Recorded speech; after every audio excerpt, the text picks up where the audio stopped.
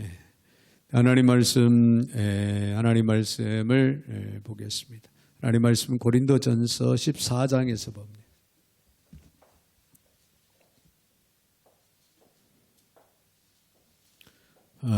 고린도전서 14장 37절부터 40절까지 제가 받들어 봉독에 올리겠습니다. 만일 누구든지 자기를 선지자나 혹은 신령한 자로 생각하거든 내가 너희에게 편지하느니 그리 주의 명령인 줄 알라. 만일 누구든지 알지 못하면 그는 알지 못한 자니라. 그런저 내 형제들아 예언하기를 사모하며 방언 말하기를 금하지 말라. 모든 것을 품위 있게 하고 질서 있게 하라.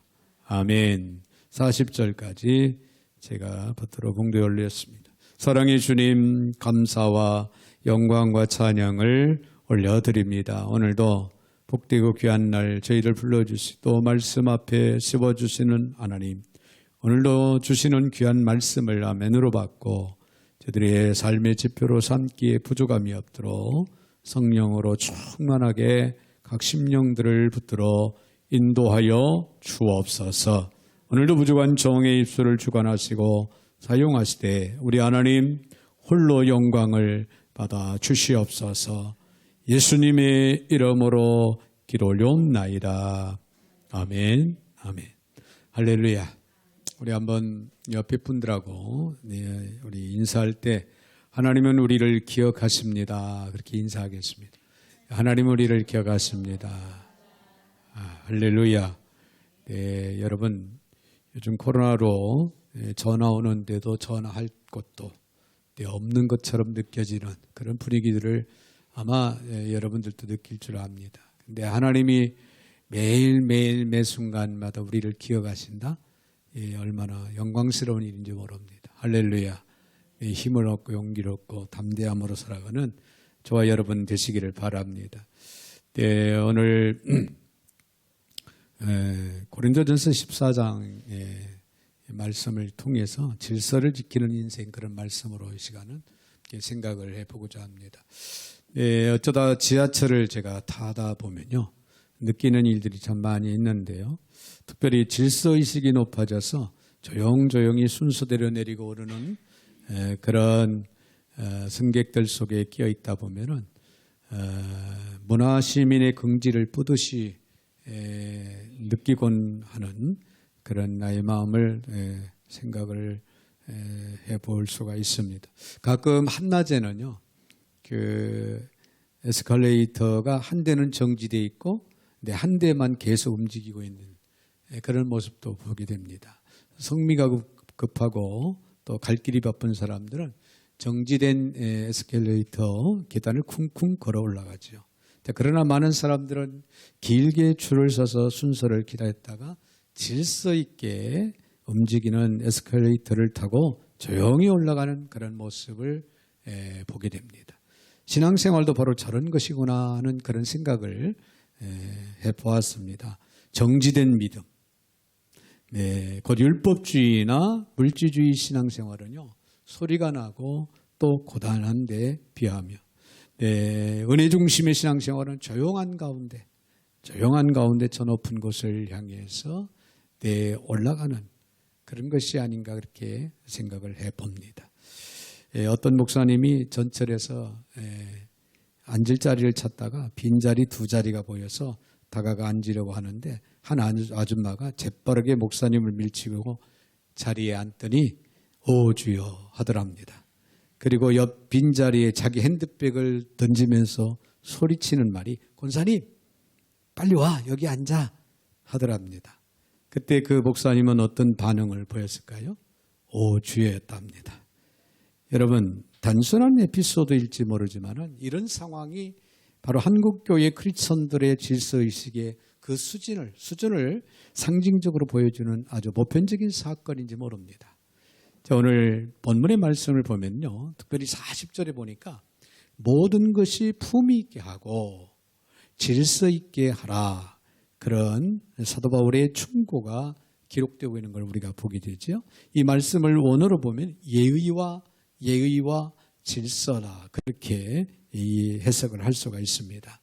당시에 고린도 교회는 예배가 진행되는 상황에서 어떤 사람들이 순서를 기다리지 않고 큰 소리로 예언을 하고 또 알아듣지 못하는 그런 방언을 큰 소리로 그렇게 함으로 인해서 다른 사람들의 예배 집중을 방해하는 그런 사건들이 지속적으로 일어났다는 거예요.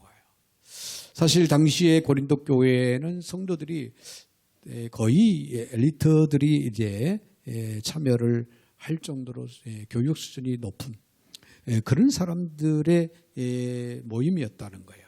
그럼에도 불구하고 이런 모습들이 일어나니까 그 소식을 듣고 사도 바울이 고린도 교회를 향해서 편지를 합니다. 그 내용들이 오늘 본문에 쭉 기록이 되는데 39절에 보니까 그런 말씀이 나오고 그런즉 내 형제들아 예언하기를 사모하며 방언 말하기를 금하지 말라. 사도 바울의 의도는요 결코 방언이나 예언을 금하고자 한 것이 아니에요. 금하고자 한 것이 아니라 질서 있게 하라. 예의를 갖추고 질서 있게 하라. 그런 가르침의 교훈을 주고 있는 말씀이 오늘 본문에 기록이 되고 있는 거예요. 문제의 핵심은 무질서예요. 무례함입니다. 자, 그러면 오늘 사는 우리 그리스도인들에게 질서를 지키면서 산다는 것이 얼마나 중요한 일일까? 왜 중요한 것일까? 그리고 우리가 질서를 지키는 인생을 살아야 할 이유가 무엇인가를 이 시간 몇 가지로 우리가 생각을 해보고자 합니다. 먼저는요, 주님을 닮아가는 길이라는 사실이에요. 주님을 닮아가는 길이다. 바울 사도는 고린도 교회의 예배 상황이 무질서를 지적하는 가운데 하나님 대신 그분의 중요한 존재 양식을 선언하고 있습니다. 33절로 거슬러 올라가면요. 하나님은 무질서의 하나님이 아니시오. 오직 화평의 하나님이시니라. 자, 무질서의 하나님이 아니시다는 거죠.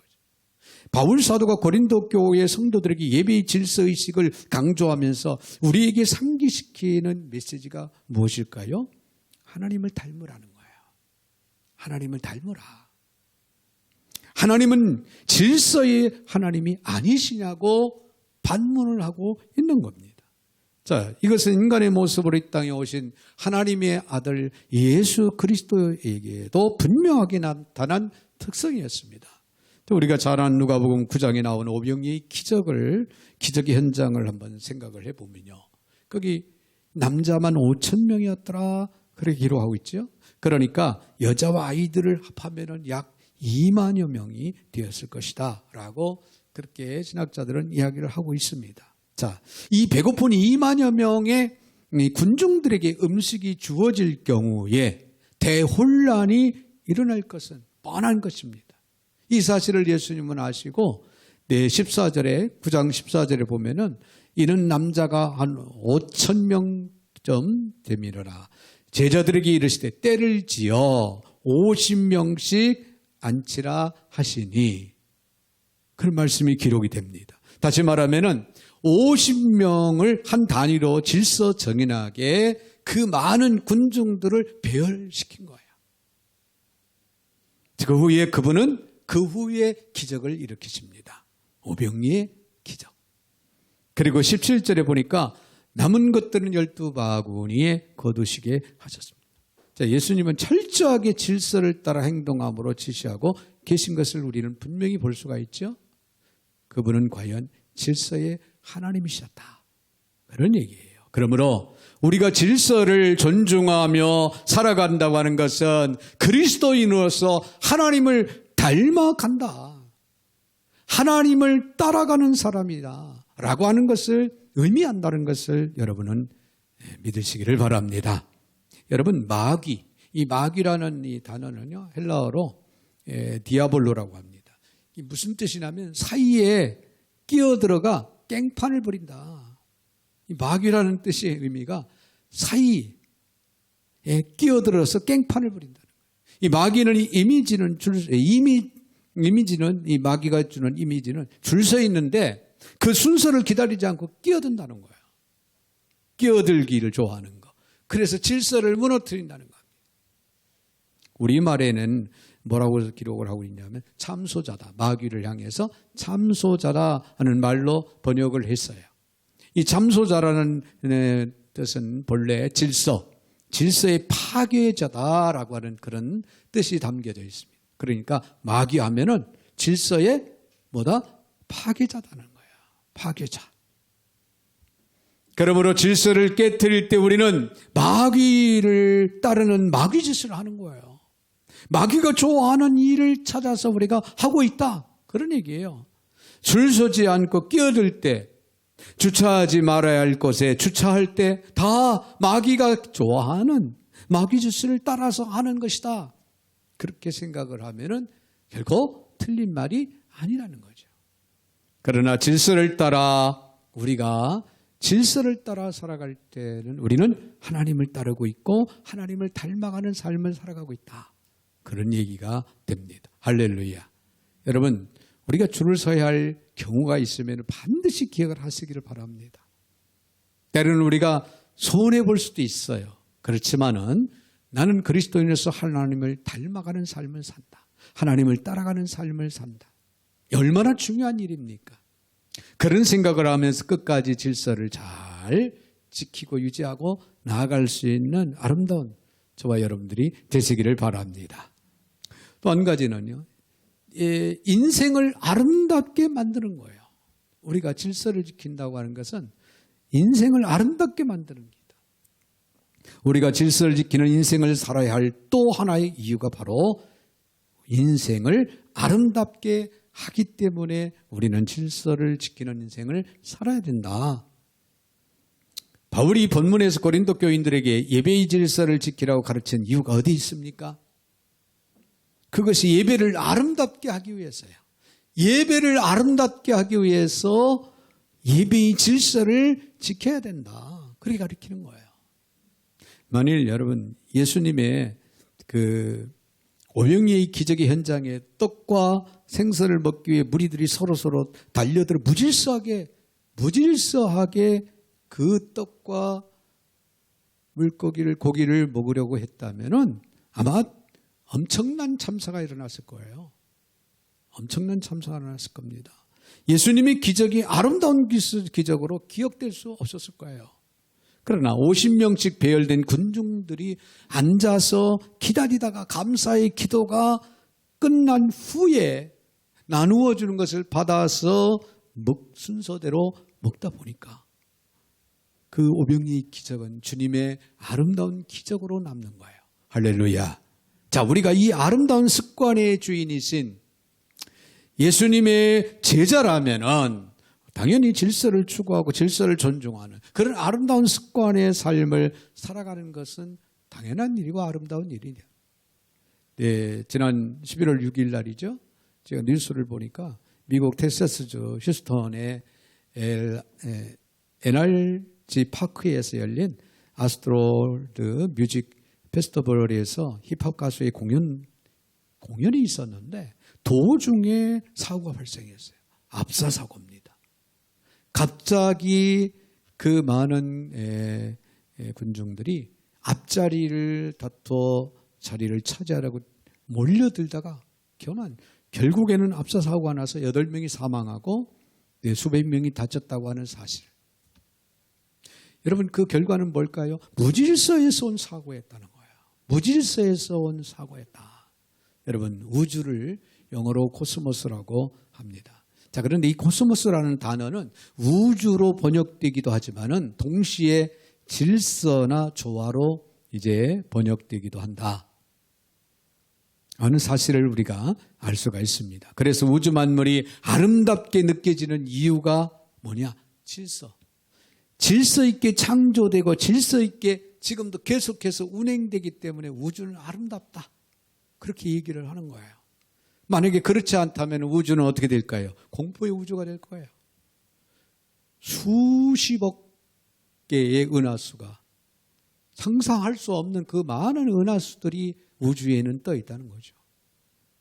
단순한 지구 이런 몇 개의 별들 이런 것이 문제가 아니라 수십억 개의 그 은하수를 생각한다 보면은 질서가 없다면 이 우주는 엉망진창이 공포의 아마도 우주가 될 것입니다. 창세기 1장을 읽다 보면은 창조주 하나님이 얼마나 질서를 배려하면서 우주를 창조하셨는가를 우리는 알 수가 있습니다. 엿새 동안 우주를 창조하신 첫날에 빛을 만들고 둘째 날에는 하늘과 바다를, 셋째 날에는 땅을 만들고 넷째 날에는 해와 달과 별을 만들었고 다섯째 날에는 새와 물고기를, 여섯째 날에는 짐승과 사람을 만들었더라. 할렐루야. 자, 그런데요, 이것을 첫째 날과 넷째 날로 묶고 둘째 날과 다섯째 날로 묶고 셋째 날과 여섯째 날로 이렇게 짝을 지어놓고 생각을 해보면은 창조주의 아름다운 의도가 어떤 것인가를 우리는 알 수가 있어요. 한번 보세요. 그분은 먼저 첫째 날 빛을 만들었어요. 빛을 만든 다음에 넷째 날에 빛을 사용할 주인공인 해와 달과 별을 만드셨어요. 그리고 하늘과 바다를 먼저 만드셨습니다. 하늘과 바다를 둘째 날에 만드시고 그 다음에 하늘을 나를 수 있는 새, 바다를 헤엄칠 수 있는 물고기를 만드셨다. 조화가 됩니까? 안 됩니까? 조화가 되죠? 그 다음에 셋째 날에는 땅을 만드셨어요. 땅을 만드신 다음에 땅의 주인공은 누구예요? 짐승들이잖아요. 여섯째 날에 짐승과 그리고 사람들을 만드셨더라. 할렐루야. 정말 조화가 잘 이루어졌죠. 자, 이처럼 하나님께서는 창조 질서와 조화를 다 아름답게, 그분은 깊이 생각하시고 이렇게 질서 있고 조화롭게 우주를 창조하셨다고 하는 사실이에요. 그리고 하루하루 창조의 과정이 끝나실 때마다 뭐라고 말씀하셨어요? 보시기에 좋았더라. 할렐루야. 여러분, 아름답게 살기를 원하십니까? 질서를 존중하는 사람이 되십시오. 질서를 파괴하는 사람을 보면 어떻게 느껴집니까? 추하게 느껴지지 않습니까? 우리가 사는 이 시대를 포스트 모던 시대라고 그렇게 부른다고 합니다. 무슨 뜻이냐면 불완전한, 불확실한 그런 시대라는 거예요. 기본을 벗어난 시대다. 그렇게 이야기를 합니다. 이 시대의 특성은 뭐냐? 파괴와 해체라는 거예요. 파괴와 해체. 그러나 성경은 뭐라고 말합니까? 우리에게 이 시대를 본받지 말라고 성경은 가르치고 있습니다.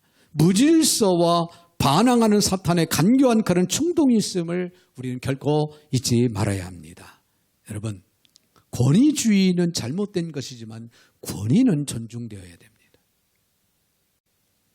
요즘 인터넷 문화가 확산되면서 악플 내지는 그런 리플 문화가 기승을 부리고 있는데요. 권위에 도전하고 이웃을 조롱하는 것을 즐겨해서는 안 된다는 거예요. 글을 쓸 때도 품위와 아름다움을 잃지 말아야 됩니다. 댓글을 다는 거 보면은 그 악플로 댓글을 다는 그런 젊은이들의 모습을 보면은 상상할 수 없고, 그걸로 인해서 여러분 충격을 받고 우울증에 사로잡히고 나중에는 극단적인 그런 행동을 취하기까지 하는 연예인들 주위에 여러분 많이 보지 않습니까? 여러분, 옛날 어른들은요, 예수님은 몰라서도 글을 쓸 때는 의관을 정제하고 마음을 다스린 다음에 글을 썼다고 합니다. 말과 글에는 크리스천의 향기가 배어나야 된다는 거예요. 우리는 여러분 말을 할 때, 글을 쓸 때 한 번 더 깊이 생각하고 하나님의 백성 자녀로서 우리는 정말 지혜롭고 현명하게 하나님 배에서도 하나님 앞에서 부끄럼 없는 그런 우리의 심정을 가지고 글을 쓸 수 있는, 다시 바울의 충고를 한번 들어봅시다. 오늘 본문 40절, 모든 것을 어떻게 하라? 품위 있게 하고 예의를 지키라고 그랬죠. 그리고 질서 있게 하라. 질서 있게 하라. 자, 여기서 품위 있게 하고 헬라어로 유스케모노스라고 하는데 한마디로 예의라는 그런 뜻입니다. 예의. 즉 예의와 질서를 잘 지킬 때 비로소 아름다운 인생이 만들어진다. 그런 얘기입니다. 여러분, 왜 우리가 질서를 지키는 인생을 살아야 됩니까? 아름다운 인생을 만들기 위해서입니다. 한 가지 더 기억할 것은 이웃을 배려하는 사람의 나눔입니다. 질서를 지키는 인생은 이웃에게 배려하는 사랑의 나눔을 실천하는 길이 된다. 자, 이웃 사랑의 실천이기 때문에 우리는 질서를 지키는 인생을 살아야 된다는 그런 말이죠. 이웃을 사랑한다는 말은 이웃의 유익을 구한다는 말입니다. 바울 사도는요, 고린도전서 13장 5절에서 사랑은 자기의 유익을 구하지 아니하며, 자기의 유익을 구하지 않는다. 사랑은 그리고 뭐라고 그랬어요? 무례히 행치 아니하며. 그렇게 말하고 있습니다. 자, 그런데 뜻밖의 무례한 크리스천들이 적지 않다는 거예요. 무례한. 사실상 무례는 뭡니까? 무질서입니다. 헬라어로 무례가 아스케모네오인데 이 말은 모양이 없는, 매력이 없는 삶의 모습을 뜻하고 있습니다. 우리는 제발 그런 인생을 살지 말아야 됩니다. 무례한 인생을 살지 말아야 돼요. 모양이 없는, 매력 없는 그런 삶을 살아가서는 안 된다는 거예요. 그리스도인답게. 할렐루야. 할렐루야. 내 이웃을 배려하는 아름다운 삶이 바로 그리스도의 아름다운 모습입니다. 그 반대가 뭐라고 할까요? 여러분, 무례함의 반대는 뭘까요? 잘 모양이 갖춰진 삶이죠. 그 40절 향기 있는 삶을 말아요. 품위 있는 삶을 살아야 된다, 그런 얘기예요. 가장 작은 일에서부터 크리스찬의 향기를 바라볼 수 있는 저와 여러분이 되셔야 될 줄로 믿습니다. 예배의 자리에서 여러분, 예배의 자리에서도 남을 배려할 줄 알아야 돼요. 먼저 교회에 오면요, 우리는 뭐 장의자가 아닙니다만은, 그래도 조금 나아요. 이런 접의원자. 장의자는 좀 가운데 앉지 않으면, 가에 딱 앉아놓으면 불편해요. 거기를 지나가야 하잖아요. 사람 옆으로 이렇게 지나가야 돼요. 근데 먼저 왔으면은 가운데 자리로 쫙 앉으면 좌우로 나중에 온 사람들이 편하게 들어와서 앉는, 그것도 성도들을 배려하는 마음이라는 거죠. 배려하는 마음. 여러분, 그런 생각을 가지고 예배 자리에도 참여할 수가 있어야 되는 거예요. 여러분, 꼭 예배 시간이 지나면은, 한 10분 지나면은 뒤늦게 예배당 문을 열고 들어오는 성도들도 또 있지요. 그럼 많은 사람들은 다 눈길을 다 그쪽으로 돌립니다. 소리가 나면. 그것도 예배에 방해가 되잖아요. 그런데 예배를 드리는 사람들에 대한 배려가 아니라는 거죠. 또 반면에 어떤 사람은 축도도 하기 전에 벌떡 일어나갖고 슬슬 나가버려요. 근데 먼저 차를 빼가지고 먼저 집에 가자. 여러분, 먼저 일어나서 축도도 끝나기 전에 밖으로 나간다고 생각하고 사람들의 눈길이 어디로 가겠습니까? 예배를 혼란스럽게 분위기를 방해하는 일이에요. 매력 없는 일이 아닙니까? 우리 그리스도인들은 매력 있는, 품이 있는 신앙인들이 되라. 할렐루야. 사람은 혼자 살아가는 존재가 아닙니다. 남과 더불어 사는 존재예요. 아무리 시대가 변하고 지금 코로나19로 인해서 혼자의 시간, 혼밤 내지는 혼자 사는 이런 분위기들이 많이 조성이 되고 있는데, 그래도 여러분, 인간은 사람을 혼자 존재할 수가 없어요. 서로 도우면서 협력하면서 살지 않으면 안 되는 그런 시대예요. 그런 삶이 인생의 삶이잖아요. 그래서 남과 더불어 살아갈 때 가장 중요한 것이 있다면 남을 배려하는 마음이라는 거예요. 남을 배려하는 마음을 품고 우리는 살아가야 돼요. 그리고 그것을 실천해야 됩니다. 특별히 공동체에서는 더욱 남을 배려하는 마음을 갖지 않으면 안 됩니다.